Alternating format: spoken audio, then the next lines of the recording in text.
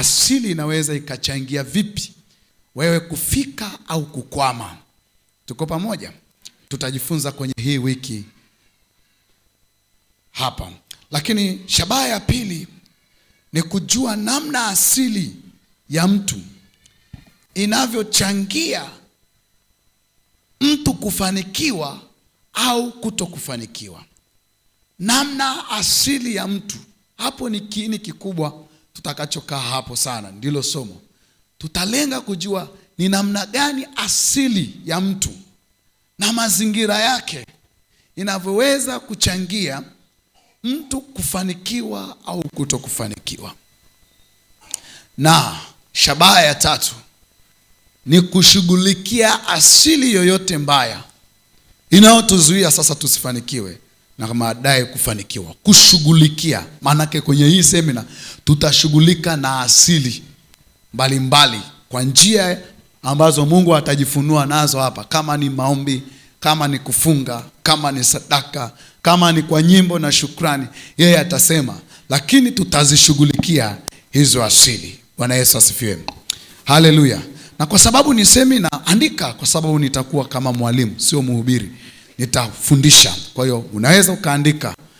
Na mchungaji, niombe ruhusa, kama mtu hajaja na notebook, kama ana nidhamu binafsi, anaweza akaandika kwenye notes kwenye simu yake, sawa. Kama una nidhamu binafsi, usiende kwingine. Bwana Yesu asifiwe. Haleluya. Lakini kuanzia kesho sasa utakuja na notebook. Bwana Yesu asifiwe sana. Kwa hiyo tumetaja shabaha tatu, malengo matatu ya semina hii. Kwanza, kujua uhusiano wa asili na hatima yako. Pili, kujua impact au ni kwa jinsi gani asili inavyoweza kuchangia kufanikiwa au kutokufanikiwa kwako. Tatu, kushughulika na asili yoyote mbaya na kufanikiwa. Bwana Yesu asifiwe. Haleluya.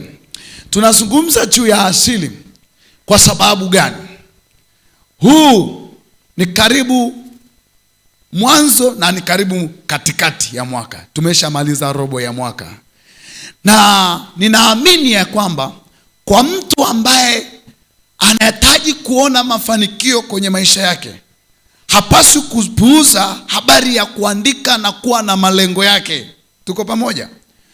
Na ile Disemba, wapo ambao waliandika malengo yao ndani ya mwaka huu.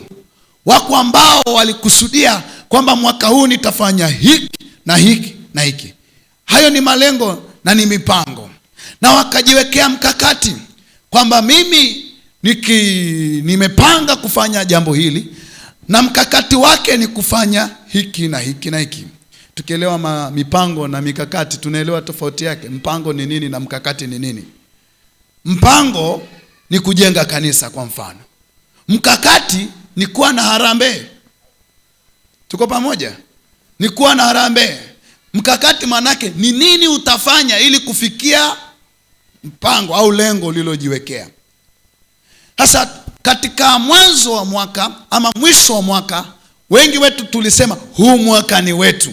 Na mwingine aliuma kidole akasema huu mwaka ni wangu, lazima nifanyaje? Nitoboe. Semina hii inakutengenezea tathmini.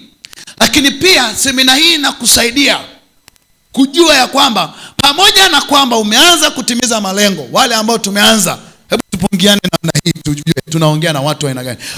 Wangapi ambao wameandika na wanazingatia mipango yao? Bwana Yesu asifiwe. Haleluya. Achana na yule ambaye anaandika, anafunika diary, anaendelea kuishi maisha ya kawaida. Mwakani tena anaandika malengo mengine, anaweza akarudia yale alafu akafunika diary au notebook yake. Mwaka mwingine tena tunataka kuzungumza na watu wanaoishi kimkakati, wakiwa na mipango fulani kwenye maisha. Aidha mipango ya muda mrefu au mipango ya muda mfupi. Kuna mipango ya mtu mmoja, mipango ya kifamilia, mipango ya kikanisa na mipango ya kitaifa. Tuko pamoja? Tuko pamoja watu wa Mungu? Sasa katika kutimiza mipango na malengo kuna vita. Yes, kuna vita. Na ukiona vita, hiyo ndo sawa sawa. Hiyo ndo nini? Sawa sawa. Usione mashaka, usione kuzimia njiani kwa sababu ya vita unavyokutana navyo katika kutimiza malengo ulionayo. Kwa sababu pamoja na kwamba Mungu amekuahidia mazuri, haina maana kwamba hutakutana na changamoto. Tuko pamoja? Sikiliza nikueleweshe. Ile kwamba Mungu amewaambia wana wa Israeli wataenda Kanaani, nchi yenye maziwa na asali, haina maana kwamba Kanaani kuna madebe na mapipa ya maziwa yanawasubiri wana wa Israeli. Lazima wapigane vita. Kwanza wamshinde Farao. Tuko pamoja? Pili, waivuke Shamu. Tatu, wayashinde maisha ya jangwani. Nne, lazima waingie kwenye hiyo nchi ya wenyeji. Na hapa ndipo unapomshangaa Mungu. Wameifikiria hiyo nchi, hao wana wa Israeli, ambao ndio nchi yenye maziwa na asali. Ndio lilo kusudi kubwa la safari ya miaka 430 yote waliosafiri hapo. Lakini ili waone hayo maziwa na asali, lazima wampige mwenyeji wa nchi hiyo, Mhiti, Myebusi, Mnefili na Mkanani na makabila mengine walio. Lazima wawapige kwanza. Lazima wawashinde, wawanyang'anye. Lakini haishii hapo kwamba wakiwashinda ndipo watapata maziwa na nini? Maziwa na asali. Asali lazima ukarine. Unajua kurina? Kuvuna ile asali. Na kwenye kuvuna kuna nyuki. Sio rahisi. Sio kwamba Mungu amewarinia. Sio kwamba Mungu amewavunia asali akawekea kwenye vyombo. No. Lazima waende. Lakini pili, kwenye kupata maziwa lazima wafuge. Haya yakaa hapo kuwasubiri. Lazima wafuge, na kufuga ni lazima wapambane. Ndicho ambacho ninazungumza mahali hapa kwamba ni sawa sawa. Ukiona vita ni sawa sawa. Haleluya. Kwa hiyo na ukiona vita ujue we ni mtu na unafaa kwa matumizi, hasa usipokata tamaa. Kuna watu na hawafai kwa matumizi. Kuna watu na hawafai kwa nini?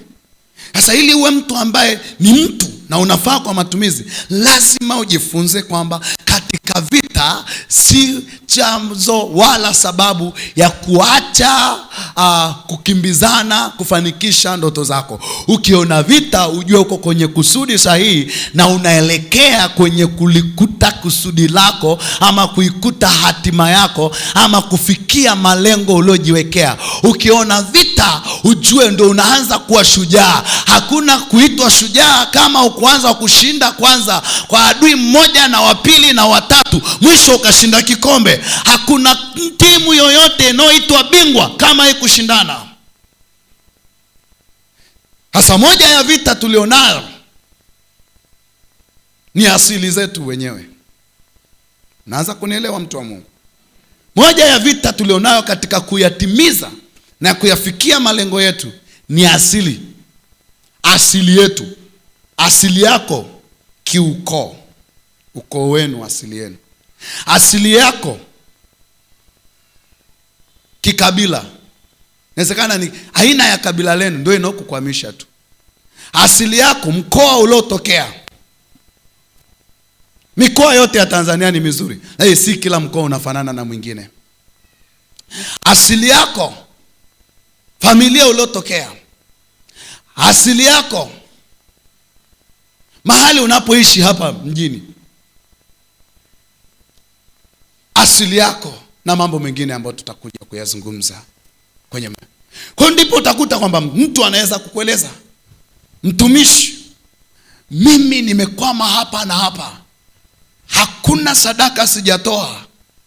Hata hapa kanisani Makabe nimetoa sadaka za kutosha, nikimwambia Mungu hii ni sadaka yangu nitoboe kwenye ile eneo. Nimejitahidi kuwa mwaminifu kila harambee. Nimetoa na sadaka za siri. Nimetoa kila fungu la 10 la kipato ninachokipata. Nimetoa hata kwa watoto. Hakuna jinsi sijatoa sadaka. Sawa, vizuri, umeshinda. Anakuambia nimeomba. Wako ambao wameomba 3 kavu, wako ambao wameomba siku 40, wako ambao wamefunga, wako ambao sijui. Hakuna madhabahu inayoomba hajaitembelea. Ameomba lakini bado hajavuka hapo. Bado kuna moja hili tunalozizungumza, asili. Asili ya mtu ina mchango mkubwa wa kumfanikisha au kuto kumfanikisha kwenye maisha yake. Asili yako ina mchango mkubwa wa kukubaliwa au kukataliwa. Kwa hiyo ndipo kusema si kila mtu anayetimiza malengo ni mwerevu, wala si kila mtu anayeshindwa kuyatimiza malengo ni mjinga, bali wakati, bahati, misingi na asili ndivyo vinavyochangia mtu kutimiza au kukwama. Moja, kuna ambaye sio asili, wakati na bahati. Mwingine misingi alionayo na asili. Na kwenye somo hili tutaangalia zaidi namna asili. Katika haya tuliyozungumza, wakati, bahati na asili, tutaangalia zaidi namna asili inavyoweza kuathiri maisha yako, hasa kukufanya ushindwe. Sio kufanya tu ushinde, hasa ni namna gani asili inaweza kukukwamisha usitimize yale malengo.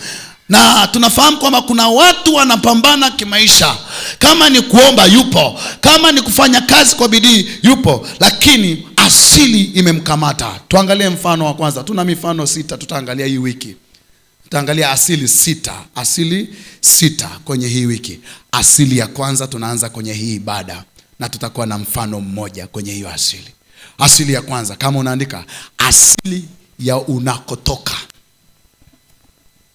Asili ya unakotoka au ulipozaliwa. Na hii sizungumzii ile asili ya kifamilia. Hiyo tutaigusa kipekee. Asili ya ulikotoka. Wewe ni wa wapi?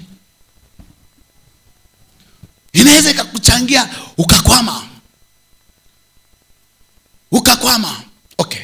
Kabla sijazungumza na kutoa mifano halisi tulionayo, tuangalie kwanza watu waliokwama kwa sababu ya asili yao. Wa kwanza ni Yesu. Mfano wa kwanza, Yesu alikwama kwa sababu ya asili yake. Asili ya Yesu. Asili ya Yesu, niulize watu wa Makabe, ni wapi? Au asili yake ni anatokea wapi huyu Bwana? Tunamtazama kama binadamu.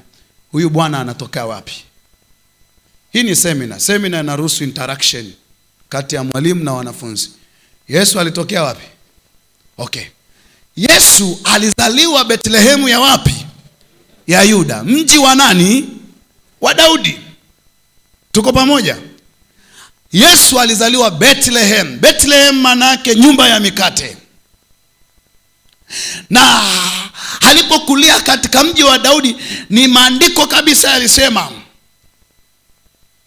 ya kwamba katika mji wa Daudi ndiko atakakotokea Masihi. Ndio maana Yesu anaitwa mwana wa nani? Mwana wa Daudi, kwa sababu amezaliwa Bethlehem na Daudi alikuwa Mbethlehem. Kwa ndio kusema kama binadamu, kama tunamtazama Yesu kibinadamu, Yesu ni wa kabila la wa Bethlehem, ni Mbethlehem. Tuko pamoja?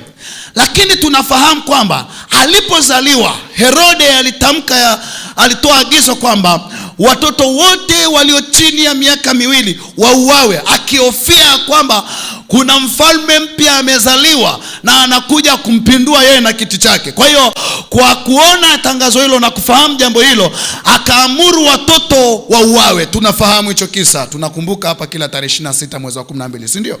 Wafia dini tunawatazama wale watoto waliouawa. Tuko pamoja? Ndipo malaika wa Bwana akamfuata Yusufu katika ndoto akimwambia, mchukue mtoto na mama yake mkimbilie Misri, likatimia neno lililoandikwa ya kwamba kutoka Misri nalimuita mtumishi wangu. Tuko pamoja? Wakaondoka kumkimbia Herode, wakakaa kule Misri kwa muda fulani. Baada ya yule Herode aliyewaua watoto na aliyetaka kumdhuru Yesu alipokufa, malaika alimjia Yusufu kwenye ndoto akamwambia hivi, rudi sasa katika nchi yenu, maana Herode aliyetaka kumdhuru mtoto amefanyaje? Amekufa. Wakarudi. Lakini waliporudi pale Bethlehemu, wakagundua anayetawala Herode aliyeko madarakani. Herode maana yake mfalme. Herode ni jina la kiti, sio jina la mtu. Tuko pamoja?